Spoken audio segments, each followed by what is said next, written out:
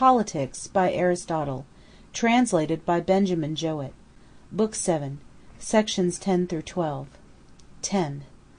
It is not a new or recent discovery of political philosophers that the state ought to be divided into classes, and that the warriors should be separated from the husbandmen.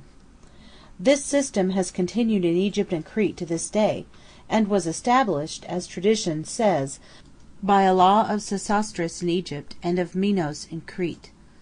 The institution of common tables also appears to be of ancient date, being in Crete as old as the reign of Minos, and in Italy far older. The Italian historians say that there was a certain Italus, king of Oenotria, from whom the Oenotrians were called Italians, and who gave the name of Italy to the promontory of Europe lying within the Silitic and Lamanic Gulfs, which are distant from one another only half a day's journey. They say that this Italus converted the Oenotrians from shepherds into husbandmen, and besides other laws which he gave them, was the founder of their common meals. Even in our day some who are derived from him retain this institution and certain other laws of his. On the one side of Italy towards Tyrrhenia dwelt the Opici, who are now, as of old, called Ausonians, and on the side towards Iopegia and the Ionian Gulf, in the district called Ceritus, the Chones, who are likewise of Oenotrian race. From this part of the world originally came the institution of common tables, the separation into castes from Egypt, for the reign of Sesostris is of far greater antiquity than that of Minos.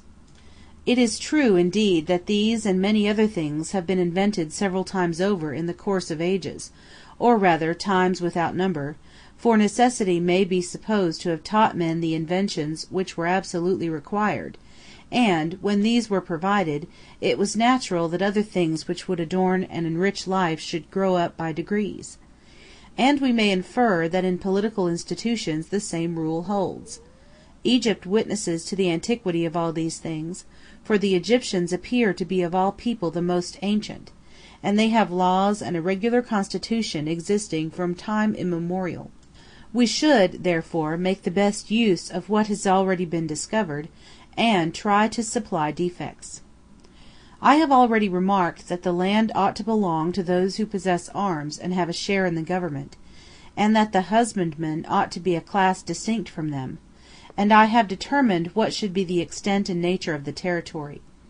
Let me proceed to discuss the distribution of the land, and the character of the agricultural class, for I do not think that property ought to be common, as some maintain, but only that by friendly consent there should be a common use of it, and that no citizen should be in want of subsistence. As to common meals, there is a general agreement that a well-ordered city should have them, and we will hereafter explain what are our own reasons for taking this view. They ought, however, to be open to all the citizens. And yet it is not easy for the poor to contribute the requisite sum out of their private means, and to provide also for their household. The expense of religious worship should likewise be a public charge. The land must, therefore, be divided into two parts, one public and the other private, and each part should be subdivided, part of the public land being appropriated to the service of the gods, and the other part used to defray the cost of the common meals, while of the private land, part should be near the border, and the other near the city, so that, each citizen having 2 lots, they may all of them have land in both places. There is justice and fairness in such a division, and it tends to inspire unanimity among the people in their border wars. Where there is not this arrangement, some of them are too ready to come to blows with their neighbors, while others are so cautious that they quite lose the sense of honor. Wherefore there is a law in some places which forbids those who dwell near the border to take part in public deliberations about wars with neighbors, on the ground that their interest will pervert their judgment. For the reasons already mentioned, then, the land should be divided in the manner described. The very best thing of all would be that the husbandmen should be slaves taken from among men who are not all of the same race, and not spirited, for if they have no spirit they will be better suited for their work, and there will be no danger of their making a revolution. The next best thing would be that they should be Perioeci of foreign race, and of a like inferior nature, Some of them should be the slaves of individuals, and employed in the private estates of men of property. The remainder should be the property of the state, and employed on the common land. I will hereafter explain what is the proper treatment of slaves, and why it is expedient that liberty should be always held out to them as the reward of their services. 11. We have already said that the city should be open to the land and to the sea, and to the whole country as far as possible. In respect of the place itself, our wish would be that its situation should be fortunate in 4 things. The first, health. This is a necessity. Cities which lie towards the east, and are blown upon by winds coming from the east, are the healthiest. Next in healthfulness are those which are sheltered from the north wind, for they have a milder winter. The site of the city should likewise be convenient both for political administration and for war. With a view to the latter, it should afford easy egress to the citizens, and at the same time be inaccessible and difficult of capture to the enemies.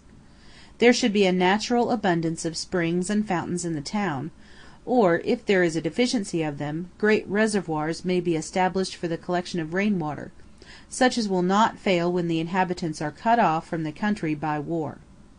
Special care should be taken of the health of the inhabitants, which will depend chiefly on the healthiness of the locality and of the quarter to which they are exposed, and secondly on the use of pure water. This latter point is by no means a secondary consideration. For the elements which we use most and oftenest for the support of the body contribute most to the health, and among these are water and air. Wherefore in all wise states, if there is a want of pure water, and the supply is not all equally good, the drinking water ought to be separated from that which is used for other purposes. As to strongholds, what is suitable to different forms of government varies. Thus an acropolis is suited to an oligarchy or a monarchy, but a plain to democracy, neither to an aristocracy, but rather a number of strong places. The arrangement of private houses is considered to be more agreeable and generally more convenient, if the streets are regularly laid out after the modern fashion which Hippodamus introduced. But for security in war, the antiquated mode of building, which made it difficult for strangers to get out of a town and for assailants to find their way in, is preferable. A city should, therefore, adopt both plans of building. It is possible to arrange the houses irregularly, as husbandmen plant their vines in what are called clumps. The whole town should not be laid out in straight lines, but only certain quarters and regions. Thus security and beauty will be combined. As to walls, those who say that cities making any pretension to military virtue should not have them, are quite out of date in their notions, and they may see the cities which prided themselves on this fancy confuted by facts. True, there is little courage shown in seeking for safety behind a rampart, when an enemy is similar in character and not much superior in number, but the superiority of the besiegers may be and often is too much both for ordinary human valor and for that which is found only in a few, and if they are to be saved and to escape defeat and outrage, the strongest wall will be the truest soldierly precaution, more especially now that missiles and siege engines have been brought to such perfection. To have no walls would be as foolish as to choose a site for a town in an exposed country, and to level the heights, or as if an individual were to leave his house unwalled, lest the inmates should become cowards. Nor must we forget that those who have their cities surrounded by walls may either take advantage of them or not, but cities which are unwalled have no choice. If our conclusions are just, not only should cities have walls, but care should be taken to make them ornamental as well as useful for warlike purposes, and adapted to resist modern inventions. For, as the assailants of a city do all they can to gain an advantage, so the defenders should make use of any means of defense which have already been discovered, and should devise and invent others, for when men are well prepared, no enemy even thinks of attacking them. 12. As the walls are to be divided by guardhouses and towers built at suitable intervals, and the body of citizens must be distributed at common tables, the idea will naturally occur that we should establish some of the common tables in the guardhouses. These might be arranged as has been suggested, while the principal common tables of the magistrates will occupy a suitable place, and there also will be the buildings appropriated to religious worship, except in the case of those rites which the law or the Pythian oracle has restricted to a special locality. The site should be a spot seen far and wide, which gives due elevation to virtue and towers over the neighborhood. Below this spot should be established an agora, such as that which the Thessalians call the freeman's agora. From all this trade should be excluded, and no mechanic, husbandman, or any such person allowed to enter, unless he be summoned by the magistrates. It would be a charming use of the place if the gymnastic exercises of the elder men were performed there.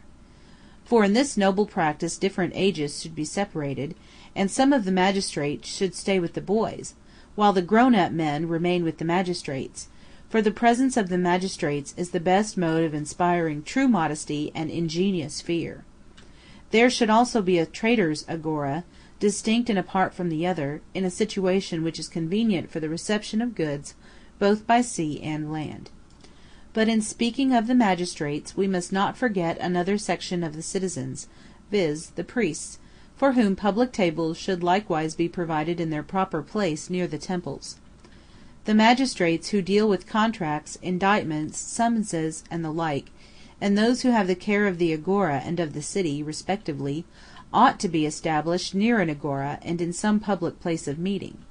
The neighborhood of the trader's agora will be a suitable spot. The upper agora we devote to the life of leisure, the other is intended for the necessities of trade. The same order should prevail in the country, for there, too, the magistrates, called by some inspectors of forests, and by others wardens of the country, must have guard-houses and common tables while they are on duty. Temples should also be scattered throughout the country, dedicated some to gods and some to heroes. But it would be a waste of time for us to linger over details like these. The difficulty is not in imagining but carrying them out. We may talk about them as much as we like, but the execution of them will depend upon fortune.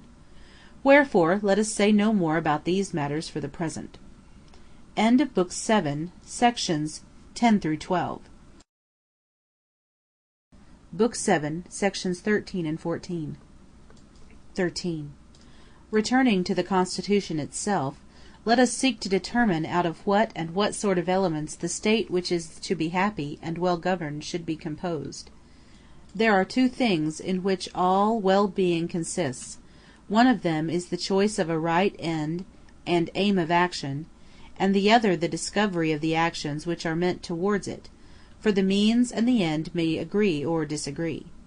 Sometimes the right end is set before men, but in practice they fail to attain it, and in other cases they are successful in all the means, but they propose to themselves a bad end, and sometimes they fail in both. Take, for example, the art of medicine. Physicians do not always understand the nature of health, and also the means which they use may not effect the desired end. In all arts and sciences, both the end and the means should be equally within our control. The happiness and well-being which all men manifestly desire, some have the power of attaining, but to others, from some accident or defect of nature, the attainment of them is not granted, for a good life requires a supply of external goods, in a less degree when men are in a good state, in a greater degree when they are in a lower state. Others again, who possess the conditions of happiness, go utterly wrong from the first in the pursuit of it. But since our object is to discover the best form of government, that, namely, under which a city will be best governed, and since the city is best governed which has the greatest opportunity of obtaining happiness, it is evident that we must clearly ascertain the nature of happiness. We maintain, and have said in the Ethics, if the arguments there adduced are of any value, that happiness is the realization and perfect exercise of virtue, and this is not conditional but absolute. And I used the term conditional to express that which is indispensable, and absolute to express that which is good in itself.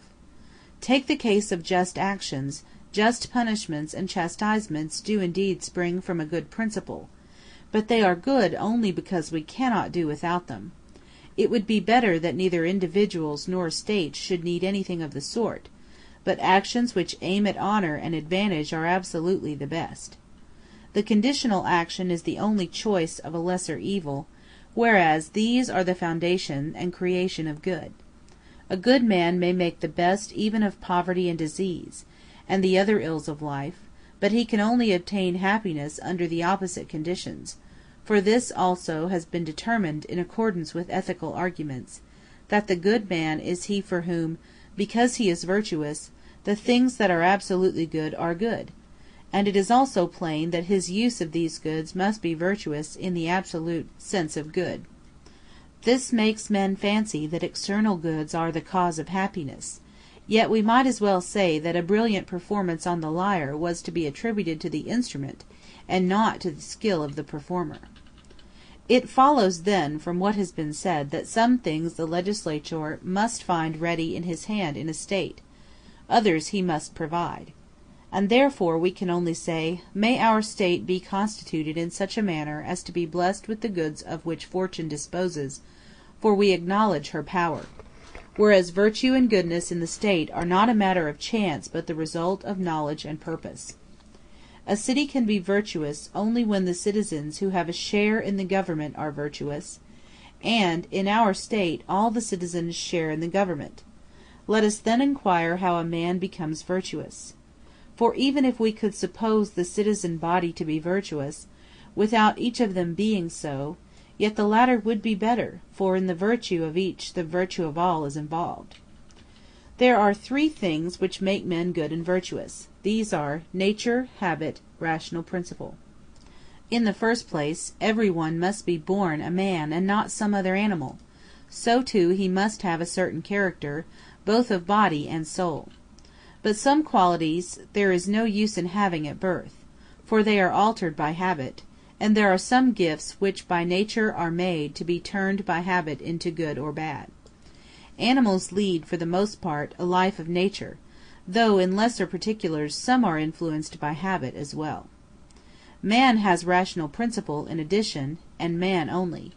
Wherefore nature, habit, and rational principle must be in harmony with one another, for they do not always agree. Men do many things against habit and nature, if rational principle persuades them that they ought.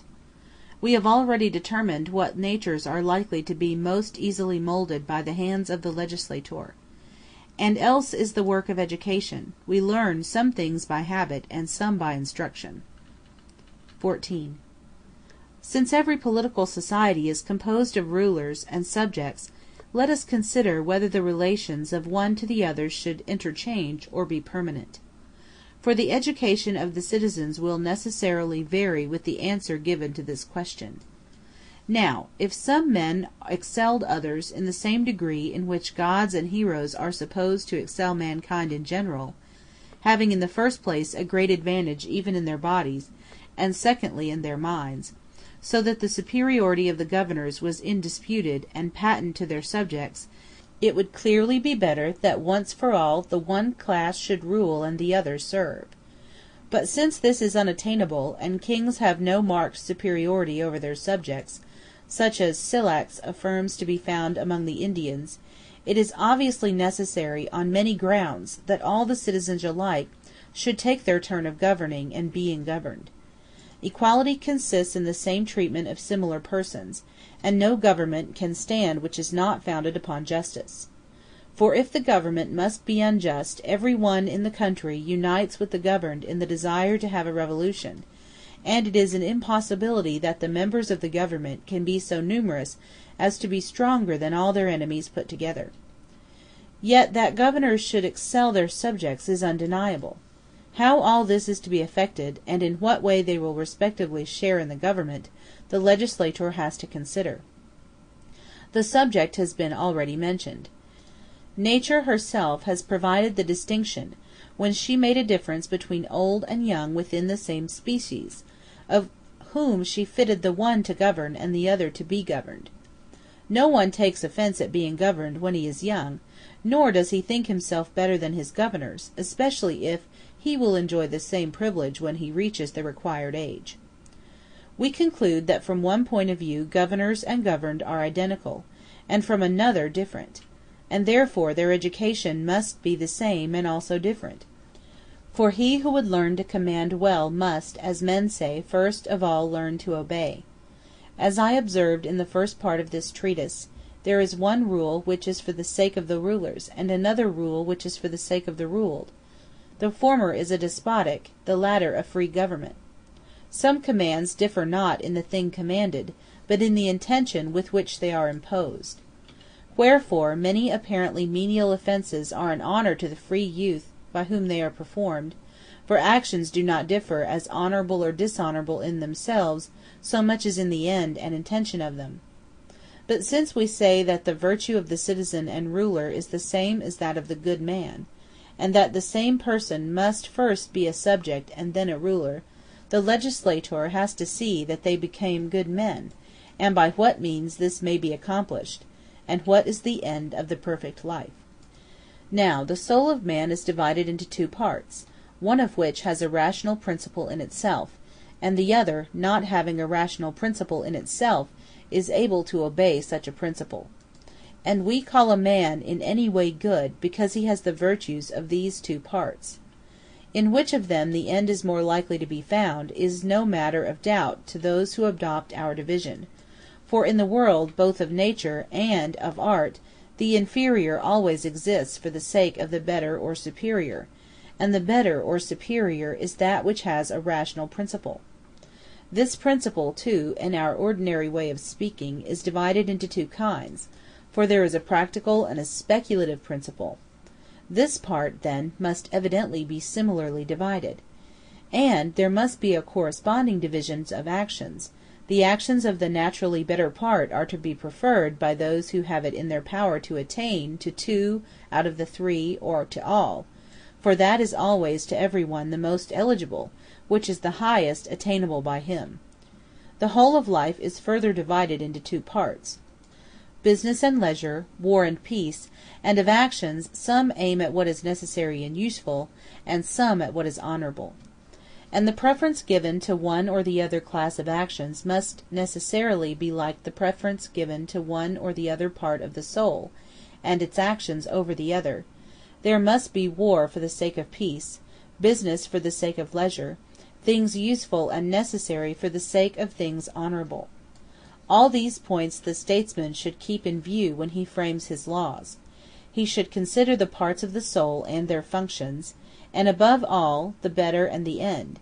He should also remember the diversities of human lives and actions. For men must be able to engage in business and go to war, but leisure and peace are better. They must do what is necessary, and indeed what is useful, but what is honourable is better. On such principles children and persons of every age, which requires education, should be trained. Whereas even the Hellenes of the present day, who are reputed to be best governed, and the legislators who gave them their constitutions, do not appear to have framed their governments with a regard to the best end, or to have given them laws and education with a view to all the virtues, but in a vulgar spirit have fallen back on those which promise to be more useful and profitable. Many modern writers have taken in a similar view. They commend the Lacedaemonian constitution, and praise the legislator for making conquest and war his sole aim, a doctrine which may be refuted by argument, and has long ago been refuted by facts. For most men desire empire in the hope of accumulating the goods of fortune, and on this ground Thibrin and all those who have written about the Lacedaemonian constitution have praised their legislator, because the Lacedaemonians, by being trained to meet dangers, gained great power. But surely they are not a happy people now that their empire has passed away, nor was their legislator right. How ridiculous is the result, if, when they are continuing in the observance of his laws and no one interferes with them, they have lost the better part of life. These writers further err about the sort of government which the legislator should approve, for the government of free men is nobler and implies more virtue than despotic government. Neither is a city to be deemed happy, or a legislator to be praised, because he trains his citizens to conquer and obtain dominion over their neighbours, for there is a great evil in this. On a similar principle, any citizen who could, should obviously try to obtain the power in his own state, the crime which the Lacedaemonians accuse King Pausanias of attempting, although he had so great honour already. No such principle, and no law having this object, is either statesmanlike, or useful, or right. For the same things are best both for individuals and for states, and these are the things which the legislator ought to implant in the minds of his citizens. Neither should men study war with a view to the enslavement of those who did not deserve to be enslaved. But first of all, they should provide against their own enslavement, and in the second place obtain empire for the good of the governed, and not for the sake of exercising a general despotism, and in the third place they should seek to be masters only over those who deserve to be slaves. Facts, as well as arguments, prove that the legislator should direct all his military and other measures to the provision of leisure and the establishment of peace. For most of these military states are safe only while they are at war, but fall when they have acquired their empire; like unused iron, they lose their temper in time of peace. And for this the legislator is to blame, he never having taught them how to lead the life of peace. End of Book 7, sections 13 and 14. Book 7, sections 15 through 17. 15. Since the end of individuals and of states is the same, the end of the best man and of the best constitution must also be the same. It is therefore evident that there ought to exist in both of them the virtues of leisure, for peace, as has often been repeated, is the end of war, and leisure of toil.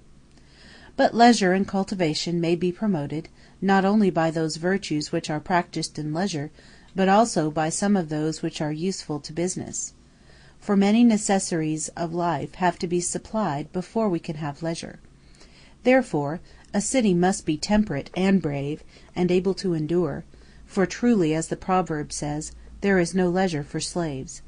And those who cannot face danger like men are the slaves of any invader. Courage and endurance are required for business and philosophy for leisure, temperance and justice for both, and more especially in times of peace and leisure, for war compels men to be just and temperate, whereas the enjoyment of good fortune and the leisure which comes with peace tend to make them insolent.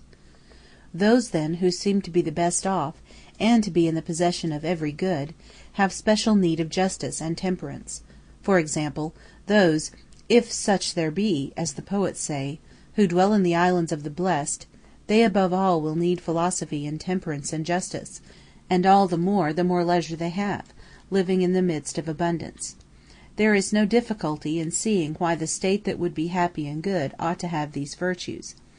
If it be disgraceful in men not to be able to use the goods of life, it is peculiarly disgraceful not to be able to use them in time of leisure, to show excellent qualities in action and war, and when they have peace and leisure, to be no better than slaves. Wherefore we should not practice virtue after the manner of the Lacedaemonians. For they, while agreeing with other men in their conception of the highest goods, differ from the rest of mankind in thinking that they are to be obtained by the practice of a single virtue. And since they think these goods and the enjoyment of them greater than the enjoyment derived from the virtues, and that it should be practised for its own sake, is evident from what has been said, we must now consider how and by what means it is to be obtained. We have already determined that nature and habit and rational principle are required, and of these the proper nature of the citizens has also been defined by us. But we still have to consider whether the training of early life is to be that of rational principle or habit, for these two must accord, and when in accord they will then form the best of harmonies. The rational principle may be mistaken and fail in attaining the highest ideal of life, and there may be a like evil influence of habit. This much is clear in the first place, that, as in all other things, birth implies an antecedent beginning, and that there are beginnings whose end is relative to a further end. Now, in men, rational principle and mind are the end towards which nature strives, so that the birth and moral discipline of the citizens ought to be ordered with a view to them. In the second place, as the soul and body are two, we see also that there are two parts of the soul, the rational and the irrational, and two corresponding states, reason and appetite. And as the body is prior in order of generation to the soul, so the irrational is prior to the rational. The proof is that anger and wishing and desire are implanted in children from their very birth, but reason and understanding are developed as they grow older.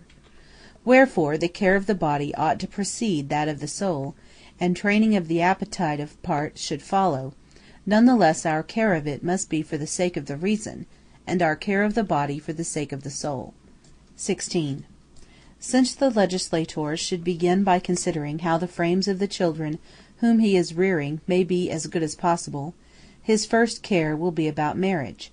At what age should his citizens marry, and who are fit to marry? In legislating on this subject he ought to consider the persons and the length of their life, that their procreative life may terminate at the same period, and that they may not differ in their bodily powers, as will be the case if the man is still able to beget children while the woman is unable to bear them, or the woman able to bear while the man is unable to beget, for from these causes arise quarrels and differences between married persons. Secondly, he must consider the time at which the children will succeed to their parents. There ought not to be too great an interval of age, for then the parents will be too old to derive any pleasure from their affection, or to be of any use to them. Nor ought they be too nearly of an age. To youthful marriages there are many objections. The children will be wanting in respect to the parents, who will seem to be their contemporaries, and disputes will arise in the management of the household. Thirdly, and this is the point from which we digressed, the legislator must mold to his will the frames of newly born children. Almost all these objects may be secured by attention to one point. Since the time of generation is commonly limited within the age of 70 years in the case of a man, and of 50 in the case of a woman, the commencement of the union should conform to these periods. The union of male and female when too young is bad for the procreation of children. In all other animals the offspring of the young are small and undeveloped, and with a tendency to produce female children, and therefore also in man, as proved by the fact that in those cities in which men and women are accustomed to marry young, the people are small and weak. In childbirth also younger women suffer more, and more of them die. Some persons say that this was the meaning of the response once given to the Trojans.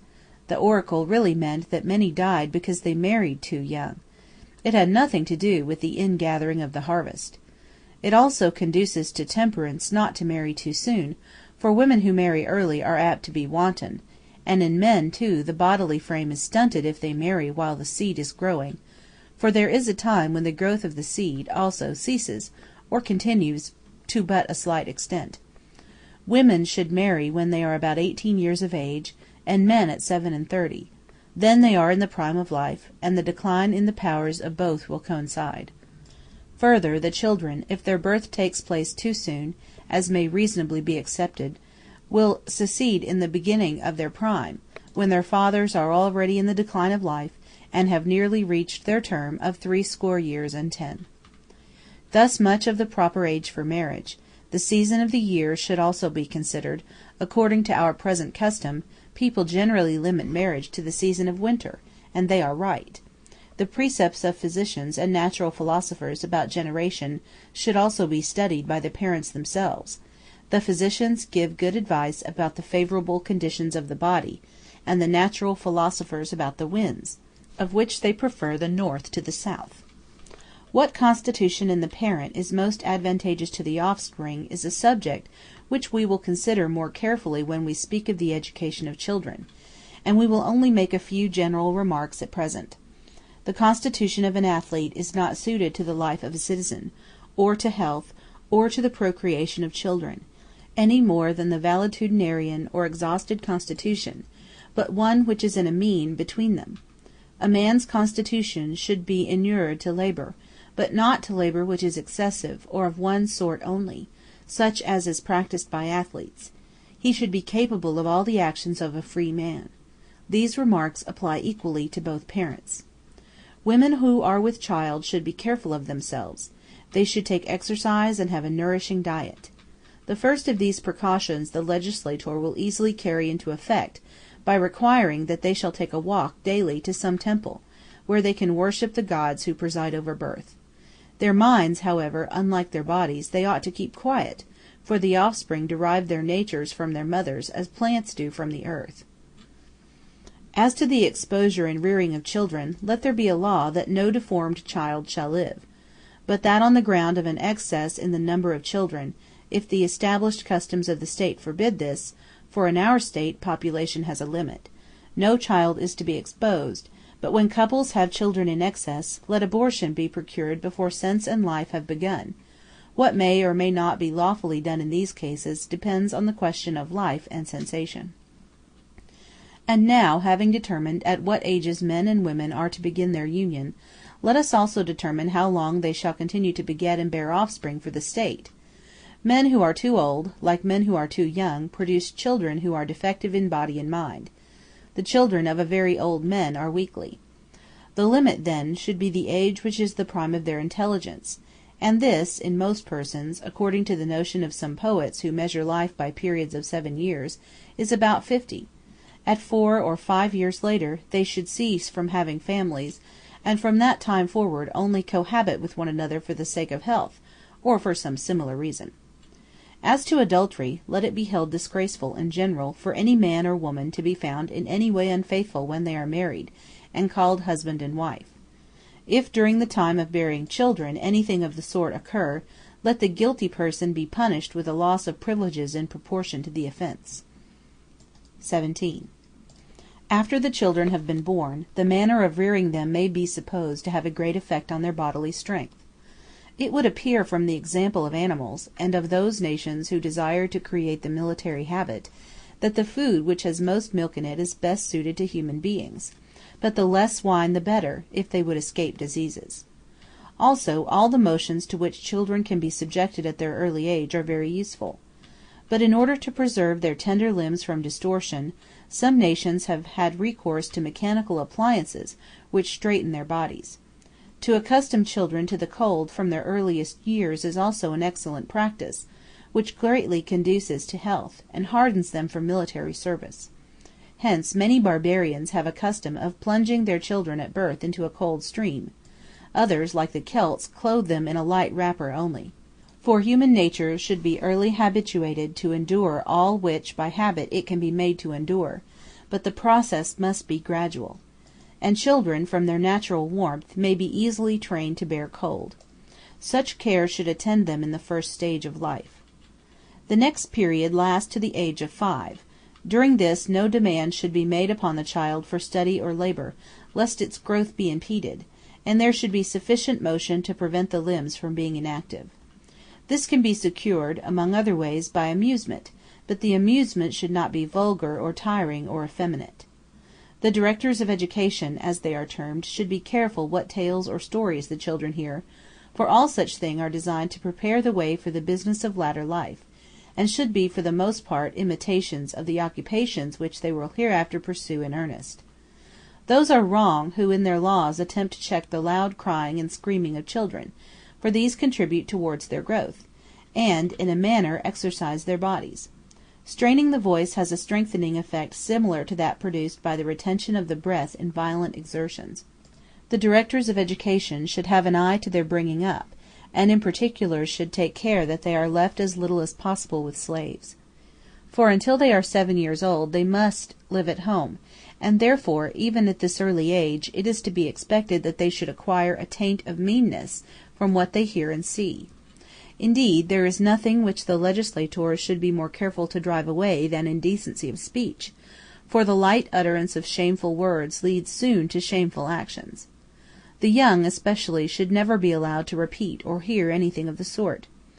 A freeman who is found saying or doing what is forbidden, if he be too young as yet to have the privilege of reclining at the public tables, should be disgraced and beaten, and an elder person degraded as his slavish conduct deserves.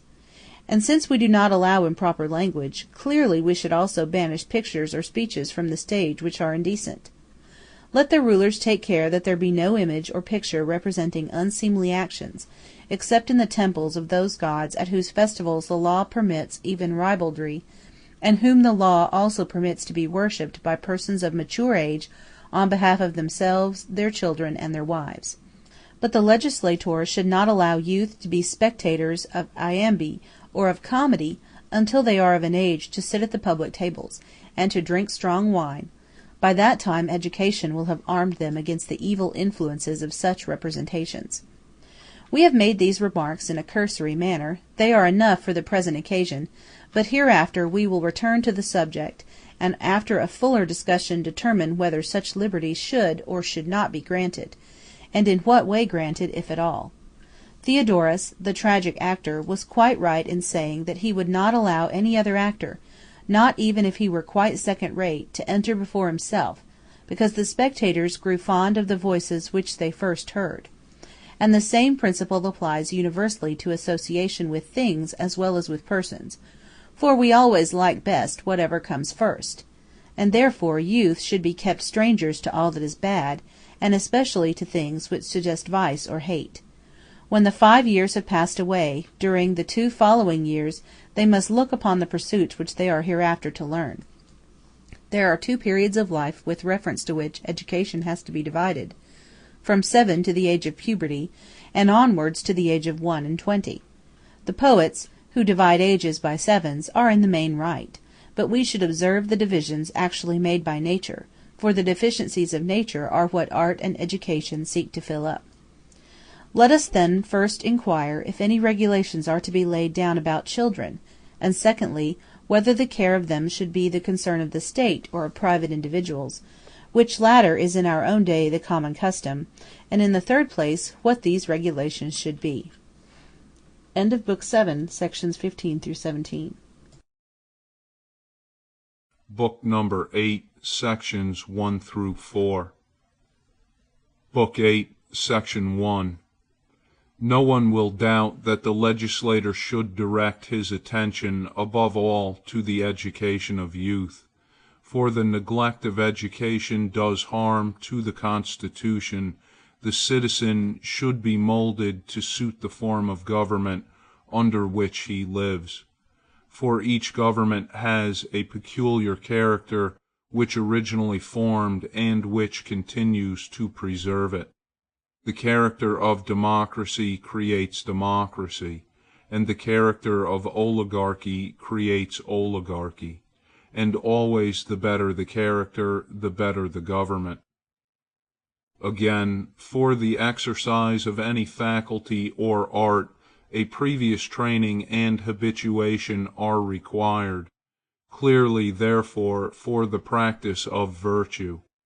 And since the whole city has one end, it is manifest that education should be one and the same for all, and that it should be public and not private, not as at present, when everyone looks after his own child separately, and gives them separate instruction of the sort which he thinks best.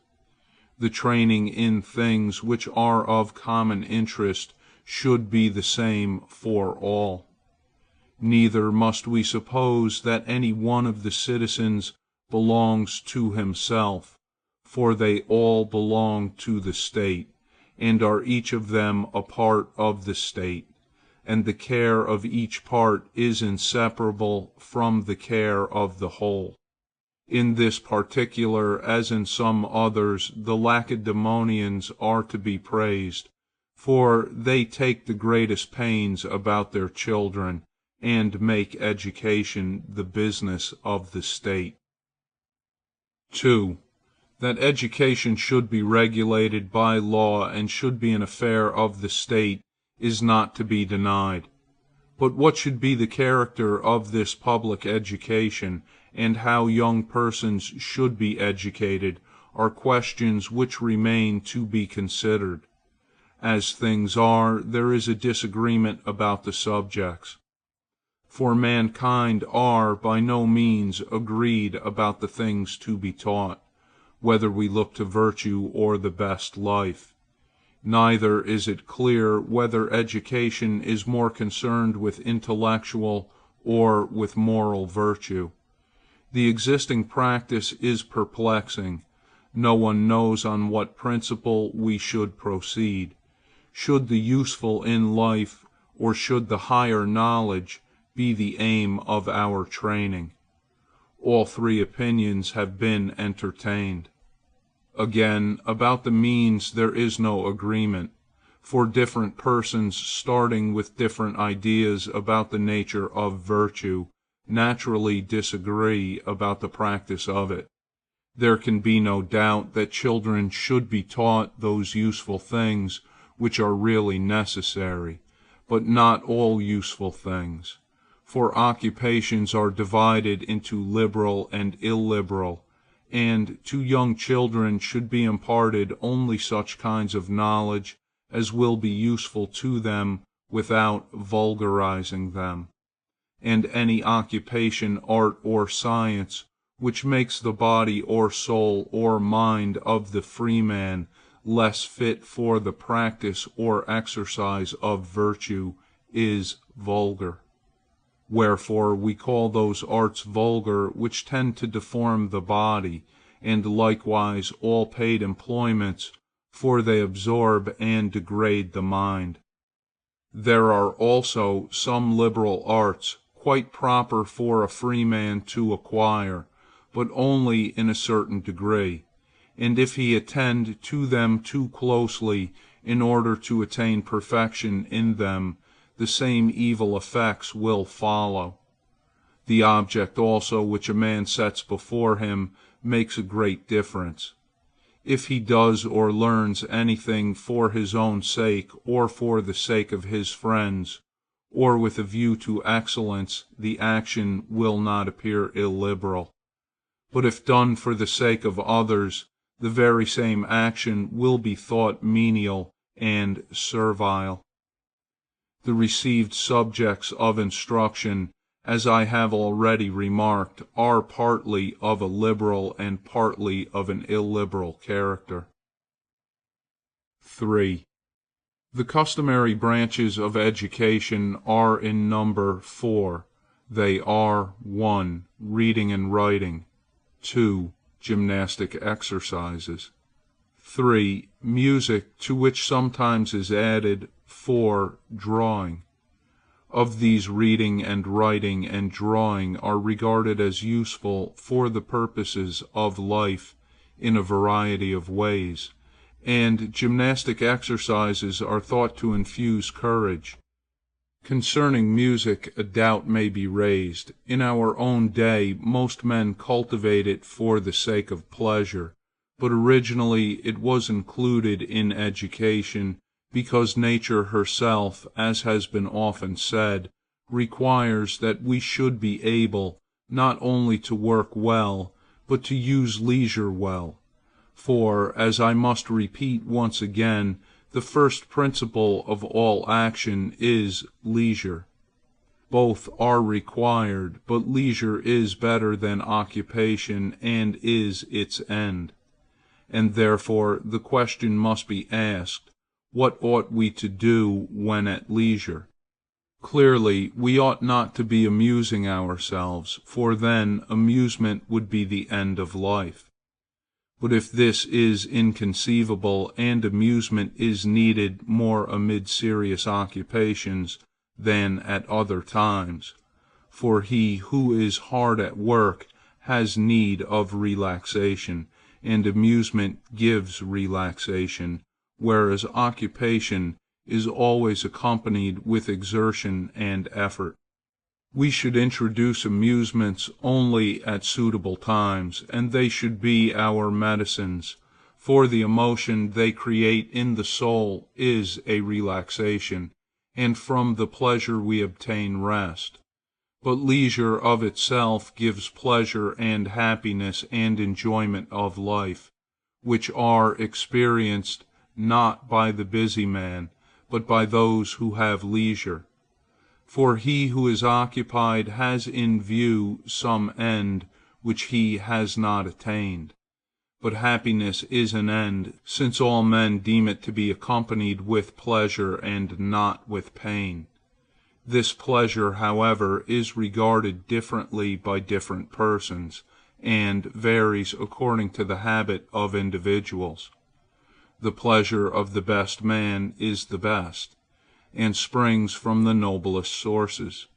It is clear, then, that there are branches of learning and education which we must study merely with a view to leisure spent in intellectual activity, and these are not to be valued for their own sake. Whereas those kinds of knowledge which are useful in business are to be deemed necessary, and exist for the sake of other things. And therefore our fathers admitted music into education, not on the ground either of its necessity or utility, for it is not necessary, nor indeed useful in the same manner as reading and writing, which are useful in money-making, in the management of a household, in the acquisition of knowledge, and in political life; nor, like drawing, useful for a more correct judgment of the works of artists; nor again like gymnastics, which gives health and strength, for neither of these is to be gained from music. There remains, then, the use of music for intellectual enjoyment in leisure, which is in fact evidently the reason of its introduction, this being one of the ways in which it is thought that a freeman should pass his leisure, as Homer says, "But he who alone should be called to the pleasant feast," and afterwards he speaks of others whom he describes as inviting, the bard who would delight them all. And in another place Odysseus says, "There is no better way of passing life than when men's hearts are merry, and the banqueters in the hall, sitting in order, hear the voice of the minstrel." It is evident, then, that there is a sort of education in which parents should train their sons, not as being useful or necessary, but because it is liberal or noble. Whether it is of one kind only, or of more than one, and if so, what they are, and how they are to be imparted, must hereafter be determined. This much we are now in a position to say that the ancients witness to us, for their opinion may be gathered from the fact that music is one of the received and traditional branches of education. Further, it is clear that children should be instructed in some useful things, for example, in reading and writing, not only for their usefulness, but also because many other sorts of knowledge are acquired through them. With a like view, they may be taught drawing, not to prevent their making mistakes in their own purchases, or in order that they may not be imposed upon in the buying or selling of articles, but perhaps rather because it makes them judges of the beauty of the human form. To be always seeking after the useful does not become free and exalted souls. Now it is clear that in education practice must be used before theory, and the body be trained before the mind, and therefore boys should be handed over to the trainer, who creates in them the proper habit of body, and to the wrestling master, who teaches them their exercises. 4. Of those states which in our own day seem to take the greatest care of children, some aim at producing in them an athletic habit, but they only injure their forms and stunt their growth. Although the Lacedaemonians have not fallen into this mistake, yet they brutalize their children by laborious exercises which they think will make them courageous. But in truth, as we have often repeated, education should not be exclusively or principally directed to this end. And if we suppose the Lacedaemonians to be right in their end, they do not attain it. For among barbarians and among animals, courage is found associated not with the greatest ferocity, but with a gentle and lion-like temper. There are many races who are ready enough to kill and eat men, such as the Achaeans and the Henioxi, who both live about the Black Sea, and there are other mainland tribes as bad or worse, who all live by plunder, but have no courage. It is notorious that the Lacedaemonians themselves, while they alone are assiduous in their laborious drill, were superior to others, but now they are beaten both in war and gymnastic exercises. For their ancient superiority did not depend on their mode of training their youth, but only on the circumstance that they trained them when their only rivals did not. Hence we may infer that what is noble, not what is brutal, should have the first place. No wolf or wild animal will face a really noble danger. Such dangers are for the brave man. And parents who devote their children to gymnastics while they neglect their necessary education, in reality vulgarize them, for they make them useful to the art of statesmanship in one quality only, and even in this the argument proves them to be inferior to others. We should judge the Lacedaemonians not from what they have been, but from what they are. For now they have rivals who compete with their education. Formerly they had none. It is an admitted principle that gymnastic exercises should be employed in education, and that for children they should be of a lighter kind, avoiding severe diet or painful toil, lest the growth of the body be impaired. The evil of excessive training in early years is strikingly proved by the example of the Olympic victors, for not more than 2 or 3 of them have gained a prize both as boys and as men. Their early training and severe gymnastic exercises exhausted their constitutions. When boyhood is over, 3 years should be spent in other studies. The period of life which follows may then be devoted to hard exercise and strict diet. Men ought not to labor at the same time with their minds and with their bodies, for the 2 kinds of labor are opposed to one another. The labor of the body impedes the mind, and the labor of the mind the body. End of Book 8, Sections 1 through 4. Book 8, Sections 5 through 7. Section 5. Concerning music there are some questions which we have already raised. These we may now resume and carry further, and our remarks will serve as a prelude to this or any other discussion of the subject. It is not easy to determine the nature of music, or why anyone should have a knowledge of it. Shall we say, for the sake of amusement and relaxation, like sleep or drinking, which are not good in themselves, but are pleasant, and at the same time care to cease, as Euripides says? And for this end men also appoint music, and make use of all 3 alike, sleep, drinking, and music, to which some add dancing. Or shall we argue that music conduces to virtue, on the ground that it can form our minds and habituate us to true pleasures, as our bodies are made by gymnastics to be of a certain character? Or shall we say that it contributes to the enjoyment of leisure and mental cultivation, which is the third alternative? Now, obviously, youths are not to be instructed with a view to their amusement, for learning is no amusement, but is accompanied with pain. Neither is intellectual enjoyment suitable to boys of that age, for it is the end, and that which is imperfect cannot attain the perfect or end.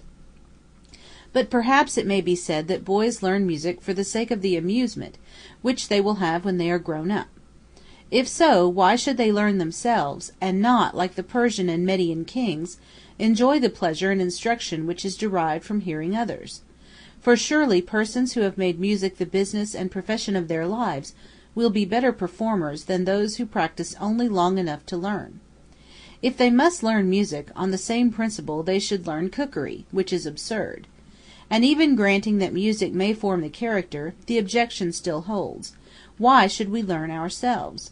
Why cannot we attain true pleasure and form a correct judgment from hearing others, like the Lacedaemonians? For they, without learning music, nevertheless can correctly judge, as they say, of good and bad melodies.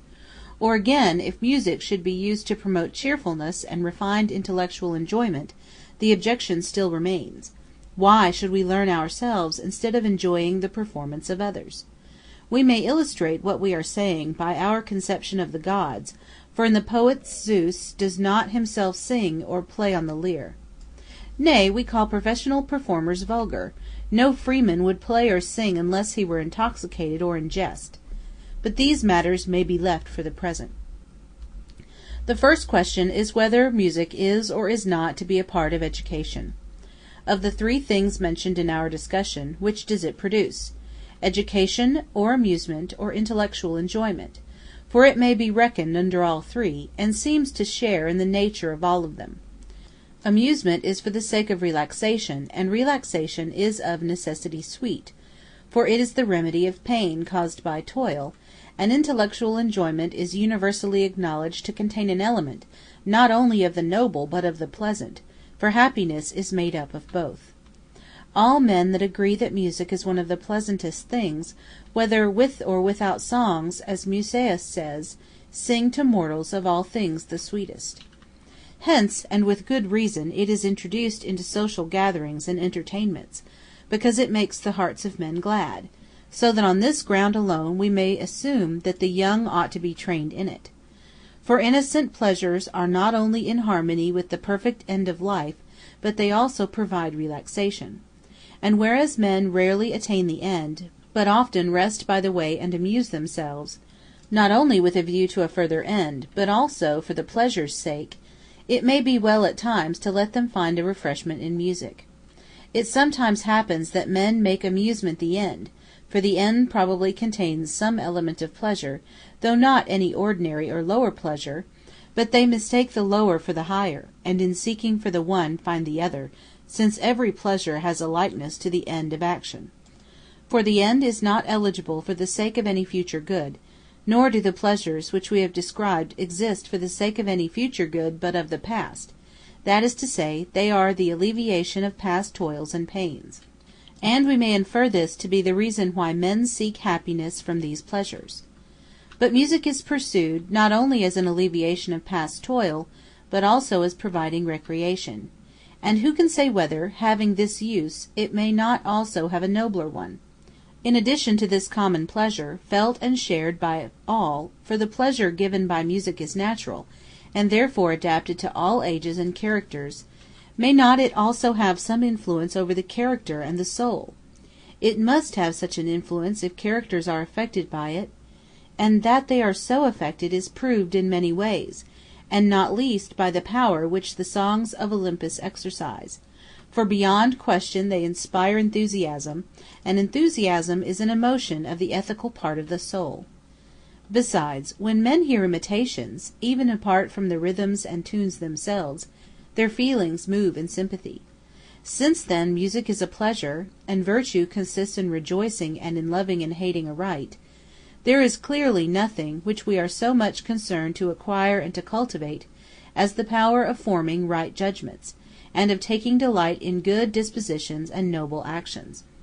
Rhythm and melody supply imitations of anger and gentleness, and also of courage and temperance, and of all the qualities contrary to these, and of the other qualities of character, which hardly fall short of the actual affections, as we know from our own experience, for in listening to such strains our souls undergo a change.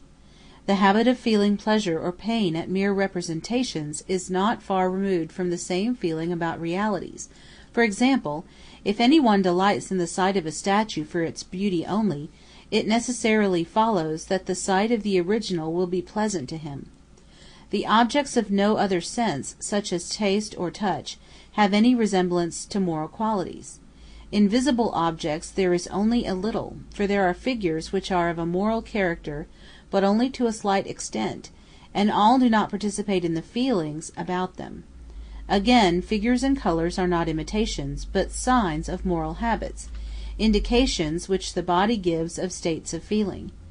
The connection of them with morals is slight, but in so far as there is any, young men should be taught to look, not at the works of Poussin, but at those of Polygnotus, or any other painter or sculptor who expresses moral ideas.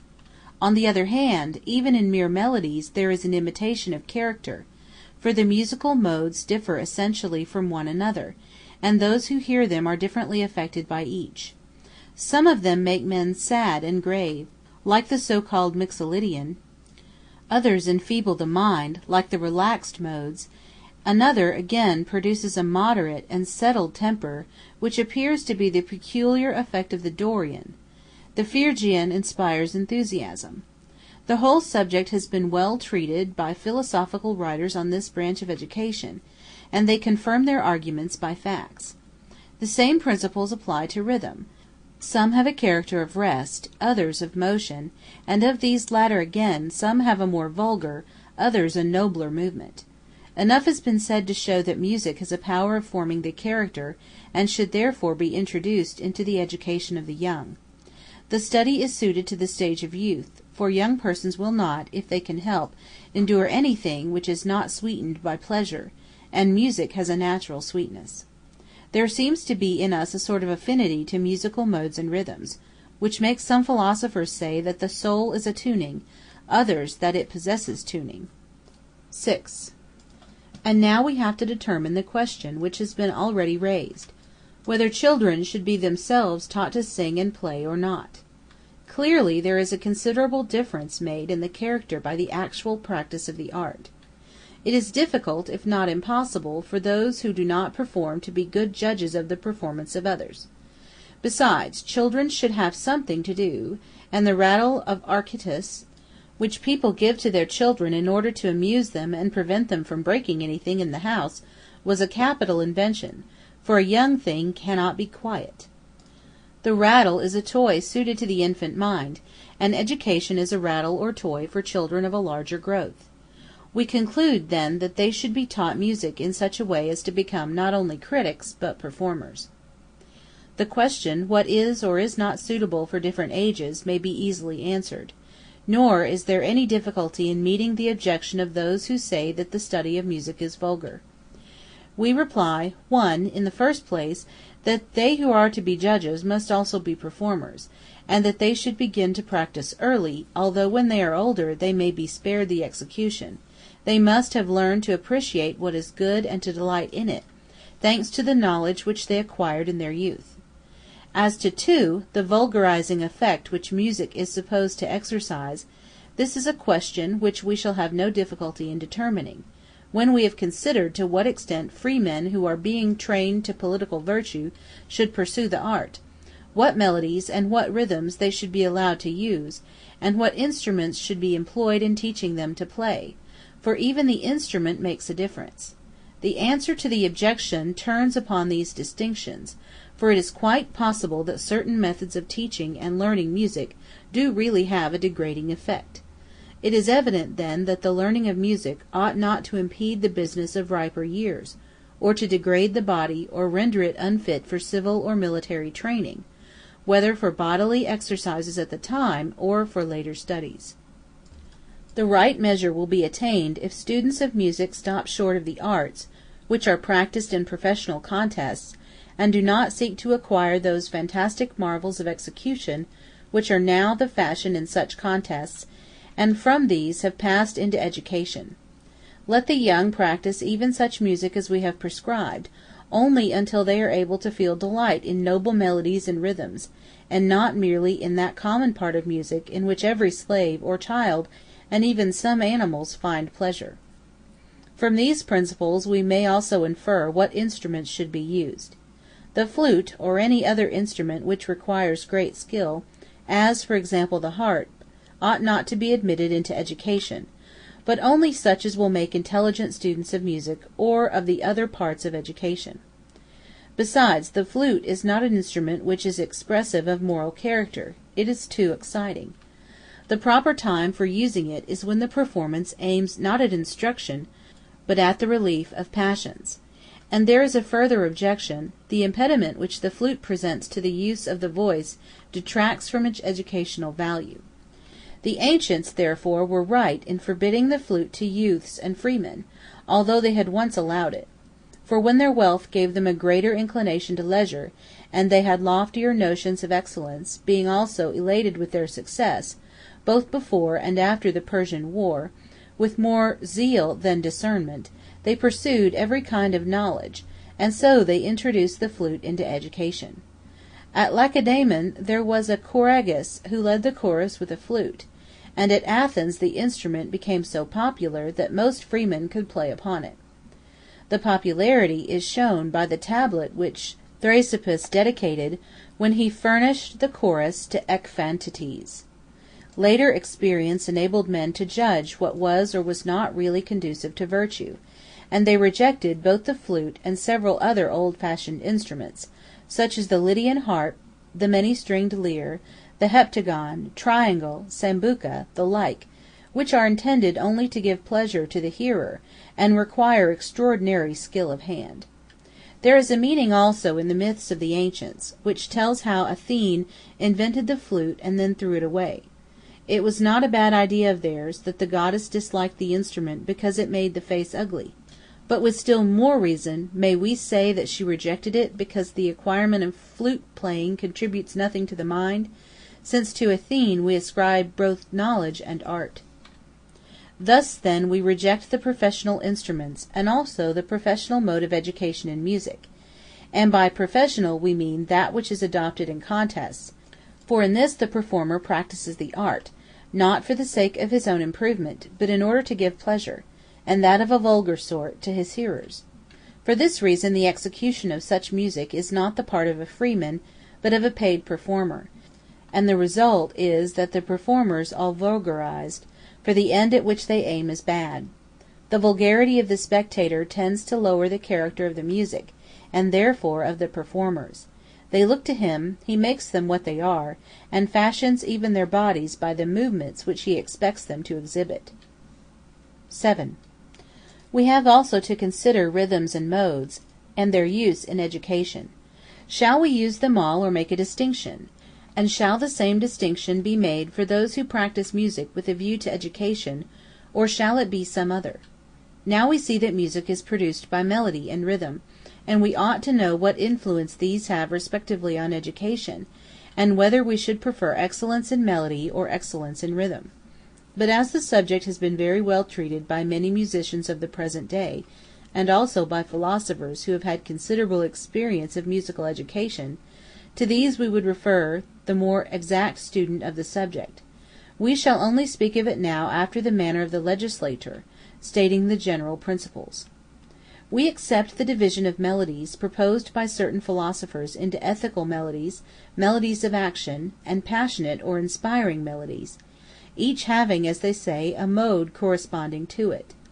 But we maintain further that music should be studied, not for the sake of one, but of many benefits, that is to say, with a view to 1. Education, 2. Purgation. The word purgation we use at present without explanation, but when hereafter we speak of poetry we will treat the subject with more precision. Music may also serve 3. For enjoyment, for relaxation, and for recreation after exertion. It is clear, therefore, that all the modes must be employed by us, but not all of them in the same manner.